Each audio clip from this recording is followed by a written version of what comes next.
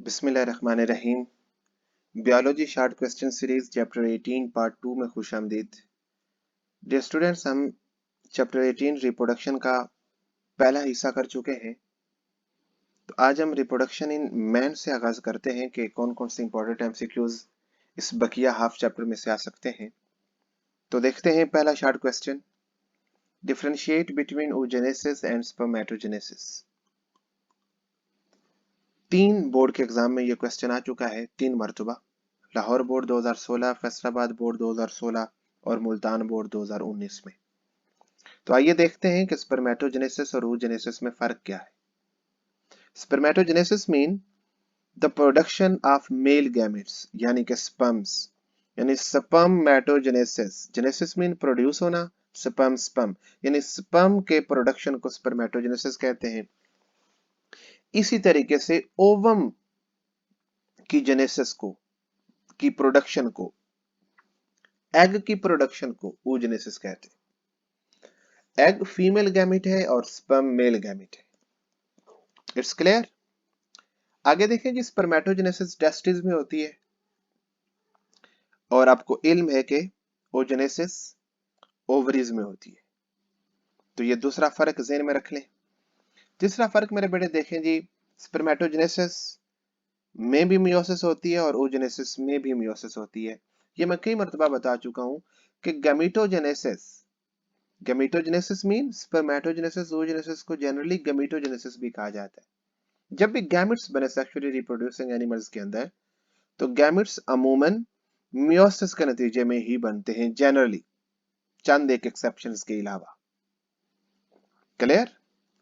उसके बाद देखें जी, स्पर्मेटोजेनेसिस में स्पर्म्स या स्पर्मेटोजोआ 4 बनते हैं मियोसिस के नतीजे में, जबकि oogenesis में अमूमन एक ही एग प्रोड्यूस होता है। ये बड़ा इंपॉर्टेंट फर्क है। स्पर्मेटोजेनेसिस के नतीजे में 4 स्पर्म्स बन रहे हैं और oogenesis के नतीजे में एक एग प्रोड्यूस हो रहा है। और स्पर्मेटोजेनेसिस अमूमन कंप्लीट होती है, जबकि oogenesis ऑलवेज कंप्लीट नहीं होती जब तक फर्टिलाइजेशन ना हो जाए। तो ये देखें जी, ये स्पर्मेटोजेनेसिस है जिसके नतीजे में ये कितने स्पर्म बन रहे हैं? 4। जबकि oogenesis में देखो कितना एग बन रहे हैं? 1। ये बाकी पोलर बॉडीज बनती हैं जो बाद में डीजनरेट हो जाती। ये पोलर बॉडीज हैं जो डीजनरेट हो जाती। तो oogenesis में कितने एग बन रहे हैं? बेसिकली 1। और स्पर्मेटोजेनेसिस में कितने स्पर्म्स बन रहे हैं? 4। It's clear. आगे देखें जी, what is the function of Sertoli cells. 3 मरतबा बोर्ड के एग्जाम में आ चुका और इसमें से काफी सारे एमसीक्यूज भी आते हैं। तो ये ज़हन में रहे कि सेमिनिफेरस ट्यूब्यूल की वाल के अंदर ये स्पेसिफिक सेल्स होते हैं जिन्हें सर्टोली सेल्स कहते हैं। ये आपको नजर भी आ रहे हैं, ये उन्होंने बड़ा जूम करके दिखाया हुआ है सेमिनिफेरस ट्यूब्यूल्स को। इसके अंदर ये देखें जी, सर्टोली सेल्स है, ये आपको नजर आ रहे हैं। ये सर्टोली सेल्स क्या करते हैं? ये फ्लूइड प्रोवाइड करते हैं, दे सिक्रीट फ्लूइड। और फ्लूइड का क्या काम है? 3 इंपॉर्टेंट फंक्शन है। This fluid provides liquid medium, protection and nourishment to sperms. ये सीक्वेंस बड़े अच्छे तरीके से मेरे बेटे ज़हन में रखो कि सेमिनिफेरस ट्यूब्यूल्स के अंदर स्पर्म्स बनते हैं। उन स्पर्म्स को नरिश करने के लिए, प्रोटेक्ट करने के लिए और लिक्विड मीडियम प्रोवाइड करने के लिए फ्लूइड की जरूरत होती है। और वो फ्लूइड कौन सिक्रीट करते हैं? सर्टोली सेल सिक्रीट करते हैं। तो इससे रिलेटेड जितने भी एमसीक्यूज आए कि वो फ्लूइड जो स्पर्म्स को नरिश, प्रोटेक्शन और लिक्विड मीडियम प्रोवाइड करते हैं, उन्हें कौन सिक्रीट करता है? सर्टोली सेल सिक्रीट करते हैं। तो ये दोनों पॉइंट्स अच्छे तरीके से ज़हन में रख लें। उसके बाद देखिए बेटे, right down the name and function of interstitial hormone, कि वो हार्मोन जो इंटरस्टिशियल सेल्स प्रोड्यूस करते हैं। तो एक इंपॉर्टेंट हार्मोन है, दैट इज टेस्टोस्टेरोन। इसको बहुत अच्छे तरीके से ज़हन में रखना है मेरे बेटे। सेमिनिफेरस ट्यूब्यूल्स के दौरान सेल्स होते हैं, उन सेल्स को इंटरस्टिशियल सेल्स कहते हैं और वो एक बड़ा इंपॉर्टेंट हार्मोन सिक्रीट करते हैं जिसे टेस्टोस्टेरोन कहते हैं। इस टेस्टोस्टेरोन के 2 इंपॉर्टेंट फंक्शन है, इनको बहुत अच्छे तरीके से याद रखना है। पहला, टेस्टोस्टेरोन का क्या फंक्शन है? ये स्पर्म की प्रोडक्शन को सक्सेसफुल बनाता है। It is essential for the successful production of sperms. Clear? दूसरा इंपॉर्टेंट फंक्शन क्या है? ये मेल सेकेंडरी सेक्सुअल कैरेक्टरिस्टिक्स को डेवलप करता है। जब इंसान मर्द बालिग हो जाए तो उस वक्त उसकी जो सेकेंडरी सेक्सुअल कैरेक्टर्स हैं उनको डेवलप करता है। तो ये दो फंक्शन टेस्टोस्टेरोन के अच्छे तरीके से ज़हन में रखने। अगला क्वेश्चन देखें जी, ये भी बोर्ड के एग्जाम में 3 मरतबा आ चुका है। Differentiate between menstrual cycle and estrus cycle. ये अलग अलग से भी पूछे जाते हैं अमूमन कि डिफाइन मेंस्ट्रुअल साइकिल या डिफाइन एस्ट्रस साइकिल। तो एक एक फर्क ज़हन में रखें बेटे इसका। पहला फर्क देखिए, menstrual cycle is a reproductive cycle found in human female only। ये सिर्फ इंसानों के अंदर पाया जाता है। जबकि estrus cycle is a reproductive cycle found in all female mammals except human female। Human female के अलावा बाकी सारी फीमेल मैमल्स के अंदर एस्ट्रस साइकिल होता है और ह्यूमन फीमेल के अंदर मेंस्ट्रुअल साइकिल होता है। इट्स क्लियर मेरे बेटे? दूसरा पॉइंट देखिए, in human females the production of egg is a cyclic activity as compare to male. कि इसके अंदर जो एग की प्रोडक्शन होती है वो साइक्लिक होती है, यानी बार बार रिपीट होती रहती है, जबकि मेल के अंदर ऐसा नहीं होता। मेल के अंदर गैमेट प्रोडक्शन एक कंटिन्यूअस प्रोसेस है, साइक्लिक एक्टिविटी नहीं है। जबकि मेंस्ट्रुअल साइकिल एक साइक्लिक एक्टिविटी है जो तकरीबन 28 दिनों में मुकम्मल होता है, फिर शुरू हो जाता है, फिर साइकिल मुकम्मल हुआ, फिर शुरू हुआ। तो इस तरीके से ये ज़हन में रहे कि मेंस्ट्रुअल साइकिल या फीमेल के अंदर एग प्रोडक्शन एक साइक्लिक एक्टिविटी है। In human female the periodic reproductive cycle is completed in approximately 28 days. Clear? तो मेंस्ट्रुअल साइकिल की कंप्लीशन का कितना दौरानिया है? 28 दिन। उसके बाद इस मेंस्ट्रुअल साइकिल के दौरान ह्यूमन के फीमेल रिप्रोडक्टिव स्ट्रक्चर के अंदर काफी सारी चेंजेस आती हैं।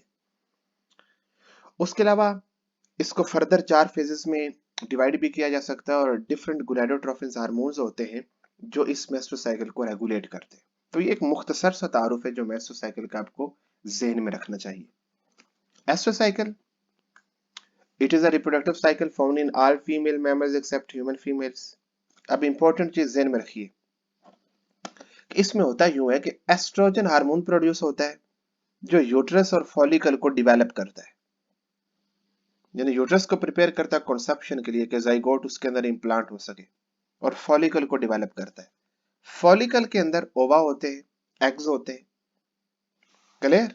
अब होता यूं है कि जब फॉलिकल डेवलप हो जाए, यूट्रस डेवलप हो जाए, उसके बाद अब इस फीमेल को मेटिंग के स्टिमुलस की जरूरत होती है। यानी जब मेल मेट करेगा तो उस वक्त ओवुलेशन होगी। फॉलिकल से ओवा का रिलीज होना, ओवरी से एग का रिलीज होना ओवुलेशन कहलाता है। मेंस्ट्रुअल साइकिल के अंदर ओवुलेशन साइक्लिकली होती रहती है, जबकि एस्ट्रस साइकिल के अंदर ओवुलेशन के लिए प्रॉपर स्टिमुलस ऑफ मेटिंग की जरूरत होती है। तो जब फीमेल को स्टिमुलस ऑफ मेटिंग की जरूरत होती है तो उस वक्त she exhibits the desire of mating and now she is said to be on heat। तो ये एस्ट्रस साइकिल का मुख्तसर सा तारुफ है। अगर दोनों अलग अलग से हैं तो भी आपने ये पॉइंट्स लिखने तो आपको 2 नंबर पूरे मिल जाएंगे। अगर कंपेयर करना है तो फिर भी आपने ये पॉइंट्स लिखने हैं। अगला पॉइंट देखिए जी, what is ovulation and how it is regulated. Ovulation का मतलब होता है the release of ovum from the ovary. Ovary से ओवम यानी एग का रिलीज होना ओवुलेशन कहलाता है। जब को डायग्राम में नजर आ रहा है कि ये फॉलिकल के अंदर एग डेवलप हो रहा है और जब डेवलप हो जाता है तो ओवरी से बाहर इसे ओविडक्ट में रिलीज कर दिया जाता है। This release of ovum from ovary is known as ovulation. It's clear? How it is regulated, ये इंपॉर्टेंट बात है कि जब FSH की मिकदार कम हो जाती है और एस्ट्रोजन की मिकदार बढ़ जाती है, decrease of FSH and increase of oestrogen, तो उसके नतीजे में पिट्यूटरी ग्लैंड एक हार्मोन सिक्रीट करता है जिसको ल्यूटिनाइजिंग हार्मोन LH कहा जाता है। क्लियर? Luteinizing hormone. अब ये ल्यूटिनाइजिंग हार्मोन एक्चुअली रिस्पॉन्सिबल है जो ओवुलेशन करवाता है, यानी ओवुलेशन के लिए जिस हार्मोन की जरूरत है वो बेसिकली कौन सा है? LH। ये अच्छे तरीके से ध्यान में रख लें। अगर एमसीक्यूज में आ जाए कि evolution is induced by which one of the following hormone, तो आपने किस पे टिक करना है? LH पे, ल्यूटिनाइजिंग हार्मोन पे। अगला शॉर्ट क्वेश्चन देखते हैं जी, उसी से रिलेटेड देखो, डीजी खां बोर्ड 2014 में वालों ने उसी तरह पूछा, what is luteinizing hormone, right its role. आप पहले देख चुके हो कि ल्यूटिनाइजिंग हार्मोन पिट्यूटरी ग्लैंड से रिलीज होता है। कब रिलीज होता है? जब FSH का लेवल कम हो, एस्ट्रोजन का लेवल ज्यादा हो, उस वक्त पिट्यूटरी ग्लैंड LH को रिलीज करता है, और वो LH फर्दर क्या करता है? इंड्यूसेस ओवुलेशन, ओवुलेशन को इंड्यूस करता है। ओवुलेशन का क्या मतलब है? Release of ovum from follicle. It's okay मेरे बेटे। अगला क्वेश्चन देखते हैं। Azad Jammu Kashmir board 2017, Bahawalpur board 2018, Faisalabad board 2019 में पूछा गया। फॉलिकल एट्रेसिया बड़ा इंपॉर्टेंट और बड़ा आसान। अमूमन होता यूं है कि जब पुबर्टी आए, इंसान बालिग हो जाए, तो उस वक्त पिट्यूटरी ग्लैंड FSH को रिलीज करता है, फॉलिकल स्टिमुलेटिंग हार्मोन। वो फॉलिकल स्टिमुलेटिंग हार्मोन क्या करता है? प्राइमरी फॉलिकल्स को डेवलप करता है, उनकी डेवलपमेंट को स्टिमुलेट करता है, फॉलिकल्स को। लेकिन होता यूं है कि उन सारे प्राइमरी फॉलिकल्स सारे के सारे डेवलप नहीं होते, उनमें से सिर्फ एक फॉलिकल अपने प्राइमरी ओसाइट के साथ डेवलप होता है, और बाकी जो बच जाते हैं वो डीजेनरेट हो जाते हैं। ये देखें, ये प्राइमरी फॉलिकल्स आपको नजर आ रहे हैं। अब FSH के नतीजे में उसकी स्टिमुलेशन से ये सारे डेवलप नहीं होंगे, उनमें सिर्फ एक अपने उस साइड के साथ डेवलप होगा, और इसमें बाकी जो बच जाएंगे वो डीजेनरेट हो जाएंगे। वो प्रोसेस जिसके जरिए बाकी बचे हुए प्राइमरी फॉलिकल्स डीजेनरेट हो जाते हैं, इस डीजेनरेटिव प्रोसेस को फॉलिकल एट्रेसिया कहते हैं।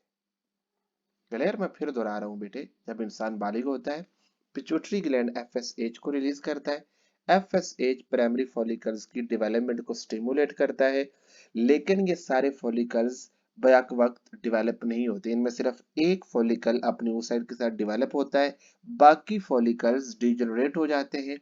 इस डीजेनरेटिव प्रोसेस को फॉलिकल एट्रेसिया कहते हैं। क्लियर? अगला क्वेश्चन देखते हैं जी, ये भी देखें, बोर्ड में 4 मरतबा आ चुके हैं। What is corpus luteum? ये बड़ा इंपॉर्टेंट है, एमसीक्यूज में बेस में से काफी मरतबा आ चुके हैं, शॉर्ट क्वेश्चन भी। What is corpus luteum, give its function. देखें जी, जब फॉलिकल सेल्स एग को रिलीज करते हैं, यानी ओवुलेशन हो जाती है, ओवुलेशन होने के बाद वो जो फॉलिकल सेल्स होते हैं वो मॉडिफाई हो जाते हैं एक येलोइश ग्लैंडुलर स्ट्रक्चर में। ये प्राइमरी फॉलिकल्स है, इनमें सिर्फ एक फॉलिकल डेवलप हुआ, इसके अंदर oocyte था जिसके अंदर एग बना। अब एग हो गया रिलीज, रिलीज होने के बाद ये जो पीछे स्ट्रक्चर बच गई ना, ये वाली, इस येलोइश ग्लैंडुलर स्ट्रक्चर को कॉर्पस ल्यूटियम कहते हैं। ये बड़े अच्छे तरीके से ज़हन में रख लो बेटे, इसे क्या बोलते हैं? Corpus luteum. मैं फिर दोहरा रहा हूं कि फॉलिकल के अंदर है oocyte, वो डेवलप होकर बना एग। अब इस फॉलिकल के अंदर एग है, जब ये एग रिलीज हो जाएगा, ओवुलेशन हो जाएगी, तो इस फॉलिकल के अंदर से जब एग रिलीज हो गया तो पीछे जो बच गया वो मॉडिफाई होकर एक येलोइश ग्लैंडुलर स्ट्रक्चर बना देगा। इस येलोइश ग्लैंडुलर स्ट्रक्चर को बोलते हैं कार्पस ल्यूटियम। क्या बोलते हैं? Corpus luteum. तो कार्पस ल्यूटियम का पता चल गया ये होता क्या है। अब हम देखते हैं कि कार्पस ल्यूटियम का फंक्शन क्या है। उनका फंक्शन डिफरेंट एंगल से पूछा जाता है। तो इसका फंक्शन है, ये एक हार्मोन सिक्रीट करता है और उस हार्मोन का नाम है प्रोजेस्टेरॉन। क्या नाम है? प्रोजेस्टेरॉन। और ये प्रोजेस्टेरॉन क्या करता है, ये यूट्रस की जो इनर वॉल है ना, उसको बोलते हैं एंडोमेट्रियम। ये उसको जाकर डेवलप करता है और उसको इस काबिल बनाता है ताकि वहां जाइगोट जाकर इम्प्लांट हो सके। तो वो शॉर्ट क्वेश्चन में प्रोजेस्टेरॉन का फंक्शन भी पूछ सकता है, वो ये भी पूछ सकता है कि प्रोजेस्टेरॉन सीक्रेट कौन करता है, वो ये भी पूछ सकता है कि प्रोजेस्टेरॉन का फंक्शन क्या है, वो ये भी पूछ सकता है कि कार्पस ल्यूटियम का क्या फंक्शन है। तो ये अच्छे तरीके से आपको इल्म होना चाहिए। इट्स ओके मेरे बेटे। अगला क्वेश्चन देखते हैं। Discuss the role of progesterone in reproductive cycle of human female. देखो ना, उसी क्वेश्चन को मुल्तान बोर्ड 2019 में कैसे पूछा गया। आपको अभी मैंने बताया कि ह्यूमन फीमेल के अंदर जब फॉलिकल से एग रिलीज हो जाता है तो पीछे जो स्ट्रक्चर बनती है उसे कहते हैं कार्पस ल्यूटियम। और कार्पस ल्यूटियम एक हार्मोन सिक्रिएट करता है जिसे कहते हैं प्रोजेस्टेरॉन। प्रोजेस्टेरॉन का क्या काम है? एंडोमेट्रियम को डेवलप करना, जिसके नतीजे में जाइगोट वहां जाकर इम्प्लांट हो सके। ये देखें गौर से, ये फॉलिकल है, डेवलप हो रहा, इसके अंदर एग भी है। जब एग रिलीज हो गया, इस अमल को क्या कहा? ओवुलेशन। पीछे जो स्ट्रक्चर बनी उसे क्या कहा? Corpus luteum. अब ये कार्पस ल्यूटियम कौन सा हार्मोन सिक्रीट करेगा? प्रोजेस्टेरॉन। अब नीचे ये एंडोमेट्रियम की डेवलपमेंट गौर से देखो, यहाँ पे डेवलपमेंट कम है, अब ये डेवलपमेंट बढ़ रही है। जो जो कार्पस ल्यूटियम बनता जा रहा है, एंडोमेट्रियम की डेवलपमेंट बढ़ती चली जा रही है। क्यों? क्योंकि ये कार्पस ल्यूटियम प्रोजेस्टेरॉन सिक्रीट कर रहा है और प्रोजेस्टेरॉन क्या कर रहा है? इस एंडोमेट्रियम को डेवलप कर रहा है। तो ये सीक्वेंस मेरे बेटे अच्छे तरीके से ध्यान में रखें। मैं फिर दोहरा रहा हूँ कि ये प्राइमरी फॉलिकल, इसको बड़े अच्छे तरीके से देखें। मैं आपको दोबारा ये रिवाइज करवा रहा हूँ। ये प्राइमरी फॉलिकल, इसके अंदर एग डेवलप हुआ। जब ये एग रिलीज हुआ, इसको कहते हैं ओवुलेशन। पीछे जो फॉलिकल बच गया, इस बचे हुए फॉलिकल ने मॉडिफाई होकर एक स्ट्रक्चर बनाई जिसे कहते हैं कार्पस ल्यूटियम। इस कार्पस ल्यूटियम ने एक हार्मोन सिक्रीट किया जिसको कहते हैं प्रोजेस्टेरॉन, और इस प्रोजेस्टेरॉन ने फिर इस एंडोमेट्रियम को डेवलप किया। तो ये देखें, जब प्रोजेस्टेरॉन रिलीज होने लगे, जब कार्पस ल्यूटियम बन गया, तो एंडोमेट्रियम भी बहुत ज्यादा डेवलप होगी। अब ये इस काबिल होगी कि यहाँ आकर जाइगोट इम्प्लांट हो सकता है। इट्स ओके मेरे बेटे। अगला क्वेश्चन देखिए जी। Differentiate between menstruation and menopause. ये अलग अलग से क्वेश्चन भी आते हैं जी, मेंस्ट्रुएशन और में किसको कहते हैं और मेनोपाज किसे कहते हैं। Menstruation is basically discharge of blood and cell debris. कि फीमेल की बॉडी से वजाइना के जरिए जो ब्लड और सेल डेब्रिस रिलीज होता है, डिस्चार्ज होता है, उसको मेंस्ट्रुएशन कहते हैं। ये तकरीबन 15 से 40 की एज के दरमियान मेंस्ट्रुएशन होती है। इसमें तकरीबन 3 से 7 दिन लगते हैं, यानी 3 दिन के बाद भी ये प्रोसेस खत्म हो सकता है, 4 दिन के बाद, या आखिर 7 दिन के बाद ये अल्टीमेटली खत्म हो जाता है। उसके बाद मेंस्ट्रुएशन की काजेज क्या है? काजेज अमूमन ये है कि जब एग तो रिलीज हो गया, ओवुलेशन हो गई, लेकिन फर्टिलाइजेशन नहीं हुई। जब अगर फर्टिलाइजेशन नहीं होगी तो पीछे जो कार्पस ल्यूटियम बना था ना, वो डीजेनरेट हो जाएगा। जब कार्पस ल्यूटियम डीजेनरेट होगा ना, तो उसके नतीजे में प्रोजेस्टेरॉन नहीं बनेगा। अभी मैंने आपको बताया कि कार्पस ल्यूटियम प्रोजेस्टेरॉन सिक्रीट करता है। अगर फर्टिलाइजेशन नहीं होगी तो कार्पस ल्यूटियम डीजेनरेट हो जाएगा। कार्पस ल्यूटियम डीजेनरेट होगा तो प्रोजेस्टेरॉन नहीं बनेगा। जब प्रोजेस्टेरॉन नहीं बनेगा तो एंडोमेट्रियम को डेवलप कौन करेगा? प्रोजेस्टेरॉन, वो है नहीं। तो अब वो एंडोमेट्रियम जो डेवलप हुई थी ना, वो सेल डेब्रिस, वो ब्लड, वो डिस्चार्ज होगा, वो वहां से डिस्चार्ज होगा, और इस प्रोसेस को मेंस्ट्रुएशन कहते हैं। Menopause, it is the end और complete stoppage of menstrual cycle. कि मेंस्ट्रुअल साइकिल मुकम्मल तौर पर एंड हो गया, इस अमल को मेनोपाज कहते हैं। मेनोपाज के बाद फीमेल एग प्रोड्यूस नहीं करते, यानी वो फर्टाइल नहीं रहते। ये अमूमन 45 से 55 की एज के दरमियान मेनोपॉज हो जाता है। क्लियर मेरे बेटे? ये पॉइंट्स अच्छे तरीके से जहन में रखें। उसके बाद देखिए जी, differentiate between gestation and lactation. ये भी थोड़ा सा अनयूजुअल सा क्वेश्चन है, अमूमन बच्चों के इस तरफ ध्यान नहीं जाता है जेस्टेशन और लैक्टेशन में, तो ये अच्छे तरीके से जहन में रख लो। Gestation is the term related to pregnancy.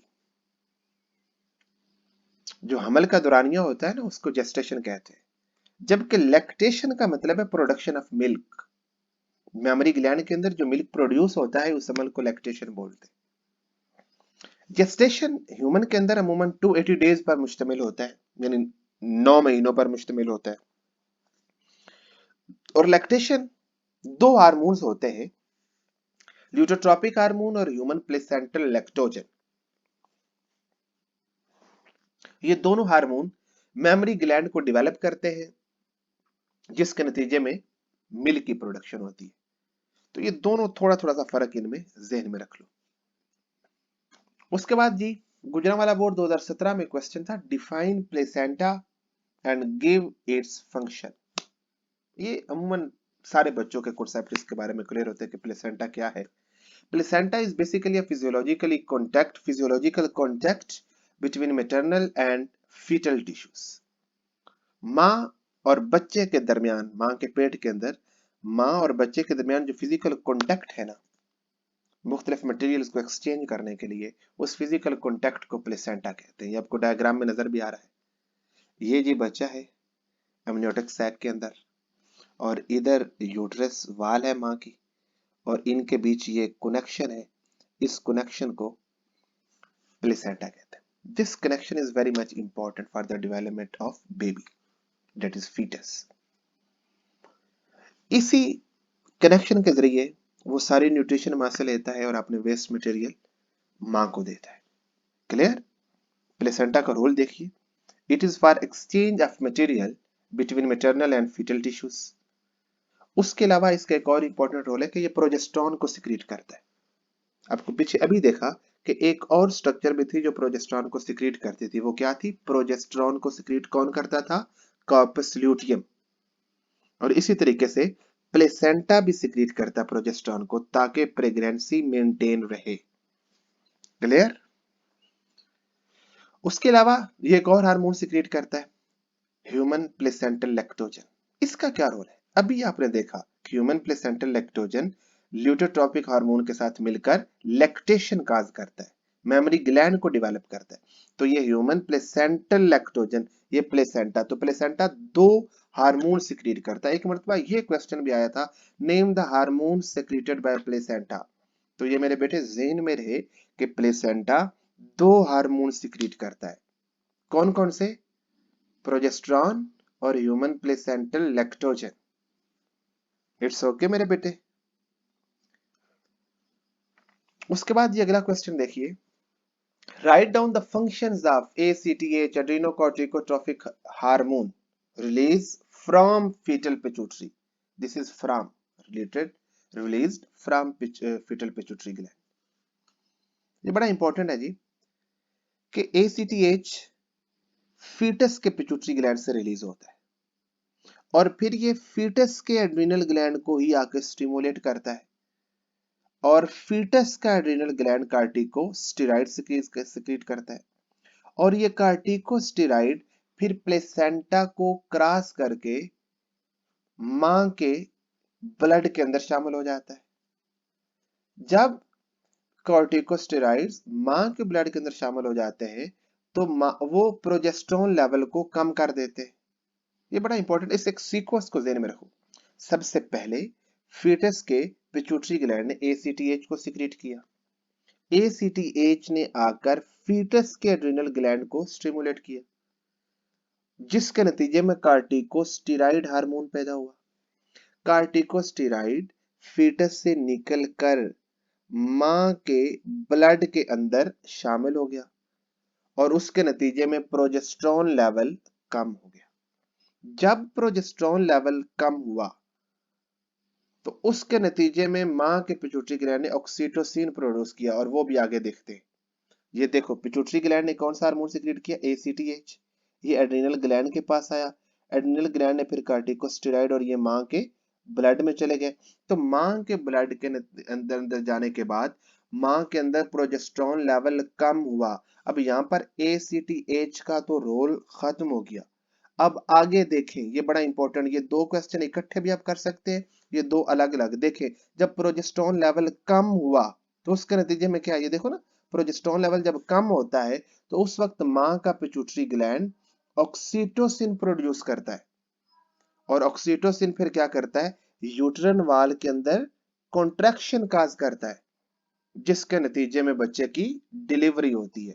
यानी ऑक्सीटोसिन लेबर पेन काज करता है यूट्रस के स्मूथ मसल सेल्स के अंदर, ठीक है, जिसके नतीजे में बच्चे की डिलीवरी होती है। तो ये मेरे बेटे एक सीक्वेंस ज़हन में रखो, ये बात फीटस के पिट्यूटरी ग्लैंड से चली थी और मां के पिट्यूटरी ग्लैंड तक आई है। यानी पिट्यूटरी टू पिट्यूटरी तक का सफर ज़हन में रहे कि बच्चे के पिट्यूटरी ने ACTH को रिलीज किया, ACTH उसी बेबी के एड्रीनल ग्लैंड को स्टिमुलेट करता है, जिसके नतीजे में कॉर्टिकोस्टेरॉइड प्रोड्यूस हुआ। फिर कॉर्टिकोस्टेरॉइड ने प्लेसेंटल बैरियर को क्रॉस किया, मां के ब्लड में शामिल हुआ। मां के ब्लड में जब शामिल हुआ तो प्रोजेस्टेरॉन लेवल कम हुआ। जब प्रोजेस्टेरॉन लेवल कम हुआ तो मां के पिट्यूटरी ग्लैंड ने ऑक्सीटोसिन रिलीज किया। ऑक्सीटोसिन ने यूट्रन वाल के अंदर लेबर पेन काज की, कॉन्ट्रैक्शन काज की, जिसके नतीजे में फीटस को बाहर एक्सपेल कर दिया गया। क्लियर? उसके अलावा ऑक्सीटोसिन का एक और रोल भी है कि ये मेमोरी ग्लैंड के अंदर मिल्क की इजेक्शन को प्रमोट करता है। अब यहां पर एक बड़ा इंपॉर्टेंट सवाल है, अमूमन बच्चे कंफ्यूज हो जाते हैं एमसीक्यूज में। ये पीपीएससी में लेक्चरर पीपीएससी में भी ये क्वेश्चन आया था, बायोलॉजी के लेक्चरशिप की जो टेस्ट होते हैं ना पीपीएससी के, उसमें भी ये क्वेश्चन आया था कि मेमोरी ग्लैंड के अंदर मिल्क प्रोडक्शन कौन काज करता है। तो बहुत सारे बच्चों ने ऑक्सीटोसिन लगा दिया, वो बच्चे तो खैर नहीं थे, तो उन्होंने ऑक्सीटोसिन लगा दिया, क्योंकि जब मिल्क की बात आई ना और मेमोरी ग्लैंड है तो उन्होंने फौरी भाई ऑक्सीटोसिन मिल्क प्रोडक्शन काज नहीं करता, ये मिल्क की इजेक्शन को प्रोमोट करता है। मिल्क प्रोडक्शन यानी लैक्टेशन वो दो हार्मोन करते हैं, ल्यूकोट्रोपिक हार्मोन और लैक्टोजन हार्मोन। तो ये ज़हन में रहे, प्रोडक्शन वो करवाते हैं, इजेक्शन ऑक्सीटोसिन करवाते हैं। अगला क्वेश्चन देखिए जी, ये भी 4 मरतबा बोर्ड के एग्जाम में आ चुका है। What is after birth? Birth के जब बच्चे की डिलीवरी हो जाती है, बर्थ हो जाती है, तो उसके 10 से 45 मिनट के बाद यूट्रस कॉन्ट्रैक्ट होता है। जो प्लेसेंटा, जो फीटस और मां के दरमियान एक फिजियोलॉजिकल कॉन्टैक्ट था, वो सेपरेटेड हो जाता है यूट्रस से और वजाइना के जरिए बॉडी से बाहर निकाल दिया जाता है, और उसी को आफ्टर बर्थ कहते हैं। यानी वो जितना भी ब्लड सेल डेब्रिस होता है, वो सारे का सारा प्लेसेंटा के जितना भी मुकम्मल प्लेसेंटा होता है वो बाहर रिमूव किया जाता है, और उसी को आफ्टर बर्थ कहते हैं। और उस दौरान ब्लीडिंग को कैसे कंट्रोल किया जाता है, स्मूथ मसल फाइबर्स होते हैं उनकी कॉन्ट्रैक्शन से। और उस दौरान अमूमन एवरेज ब्लड लॉस कितना होता है, 350 सेंटीमीटर क्यूब। ये एमसीक्यूज में भी कई मरतबा पूछा गया है। तो ये आफ्टर बर्थ अच्छे तरीके से ज़हन में रहे कि 10 से 45 मिनट बाद जब बच्चे की डिलीवरी हो जाती है, यूट्रस कॉन्ट्रैक्ट होता है, प्लेसेंटा यूट्रस की वाल से सेपरेट हो जाता है और फिर वजाइना के जरिए बॉडी से बाहर निकाल दिया जाता है, और उसी को आफ्टर बर्थ कहते हैं। इट्स क्लियर मेरे बेटे? उसके बाद अगला क्वेश्चन देखें जी, बोर्ड के एग्जाम में कितनी मरतबा आ चुका है, जिसकी इंपॉर्टेंस सबको पता चल रही है। Write a note on test tube baby. Test tube baby, अगर पेरेंटल गैमेट्स की फर्टिलाइजेशन फीमेल बॉडी के बाहर करवाई जाए, इन विट्रो करवाई जाए, अगर बॉडी के अंदर हो तो उसे इन विवो बोलते हैं, बॉडी से बाहर हो तो उसे इन विट्रो बोलते हैं। लैब के अंदर जी हमने बॉडी से बाहर फीमेल का ओवम ले लिया, मेल का स्पर्म ले लिया, और बाहर लैब के अंदर हॉस्पिटल के अंदर हमने जी फर्टिलाइजेशन करवा ली, उसके नतीजे में बना जाइगोट। जाइगोट को वापस हमने मदर की यूट्रस के अंदर इंप्लांट कर दिया। देखे ना, अगर नॉर्मल फर्टिलाइजेशन नहीं हो रही तो हमने पेरेंटल गैमिट्स लिए, उनकी बॉडी से बाहर फर्टिलाइजेशन करवाई, फर्टिलाइजेशन के नतीजे में बना जाइगोट, जाइगोट वापस मां के यूट्रस में इंप्लांट कर दी। क्लियर? अब वो जाइगोट अपनी जितनी भी डेवलपमेंट है वो सारी मां की बॉडी के अंदर मुकम्मल करेगा और फिर उसकी नॉर्मल बर्थ होगी। इस तरह जो बच्चा पैदा हुआ होगा उसे टेस्ट ट्यूब बेबी कहते हैं। ठीक है, ये अमूमन उनके लिए ये बहुत सुटेबल प्रोसेस है जो नॉर्मल मेटिंग या नॉर्मल फर्टिलाइजेशन को एंजॉय नहीं कर सकते, या जिनके अंदर किसी भी वजह से नॉर्मल फर्टिलाइजेशन नहीं हो सकती, कोई भी फिजियोलॉजिकल प्रॉब्लम है जिसकी वजह से नॉर्मल फर्टिलाइजेशन नहीं हो पा रही, तो उसके अंदर टेस्ट ट्यूब बेबी एक बड़ा इंपॉर्टेंट मेडिकल एडवांस प्रोसीजर है। और इसका बहुत ज्यादा फायदा भी है कि जो औलाद से महरूम है उनको इस तरीके से औलाद मुयस्सर आ सकती है। उसके बाद जी अगला क्वेश्चन जी हम सेक्सुअली ट्रांसमिटेड डिजीजेस से देखते हैं। पहली डिजीज देखो जी, बहावलपुर बोर्ड में ये 3 मरतबा आ चुकी है, what is gonorrhoea. Lahore board में भी आ चुकी है। तो जब भी आपने डिजीजेस करनी है ना, तो सबसे पहले देखना कि ये डिजीज है क्या, इसको काज कौन करता है, इसके इफेक्ट क्या है और ये ट्रांसमिट कैसे होती है। ये पॉइंट्स आपने इन सारी डिजीजेस के देखने हैं। पहला देखो जी, ये है क्या, it is a sexually transmitted disease, STD. और इसमें होता क्या है, it is an infection of genital and urinary track, कि जेनिटल और यूरिनरी ट्रैक के अंदर इन्फेक्शन हो जाती है। इन्फेक्शन कौन करता है, ये नाम याद रखो जी, निसेरिया गोनोरिया। ये एमसीक्यूज में भी अमूमन पूछा जाता है, तो ये भी याद रहे। इफेक्ट्स क्या है, जो यूरिनो जेनिटल ट्रैक है फीमेल के अंदर, उनकी म्यूकस मेम्ब्रेन को इन्फेक्ट करता है, उसके अंदर सोरनेस हो जाती है। उसके अलावा अगर बेबी की जब बर्थ होती है तो डेफिनेटली उसने उसी ट्रैक में से गुजर के आना होता है, तो इसलिए उसको सीरियस आई इंफेक्शन भी हो सकता है। क्लियर? तो ये ट्रांसमिट कैसे होती है, थ्रू सेक्सुअल कॉन्टैक्ट। तो ये तीनों पॉइंट्स, ये है क्या बेसिकली, इस काज क्या है, इफेक्ट्स क्या है और ट्रांसमिशन क्या है।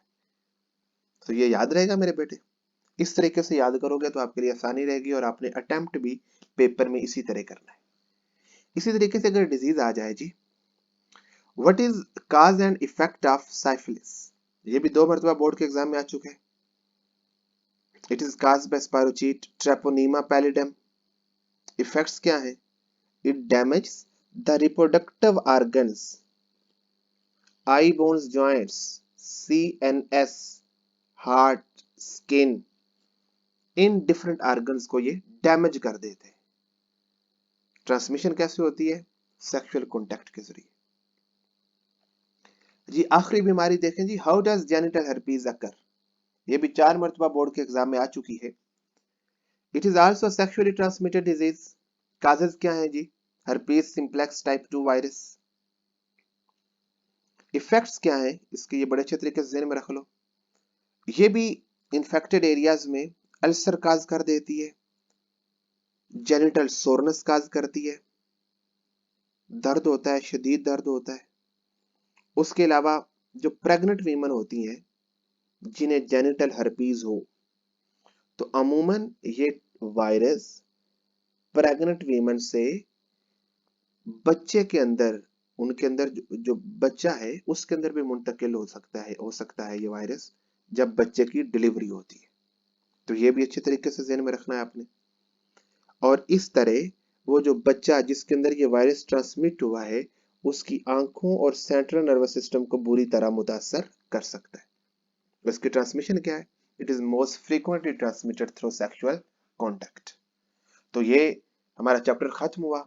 इसको बहुत अच्छे तरीके से आपने याद करना करिए, शॉर्ट क्वेश्चंस के दोनों पार्ट्स और एमसीक्यूज आपने अच्छे तरीके से कर लिए, तो इसी के अंदर आपको लॉन्ग याद करने में भी बड़ी आसानी रहेगी और शॉर्ट क्वेश्चन एमसीक्यूज में आप अपने सारे के सारे मार्क्स सिक्योर कर सकते हैं। अल्लाह ताला आपको ढेर सारी कामयाबियों से नवाजे। अपना बहुत सारा ख्याल रखिएगा। अल्लाह हाफिज।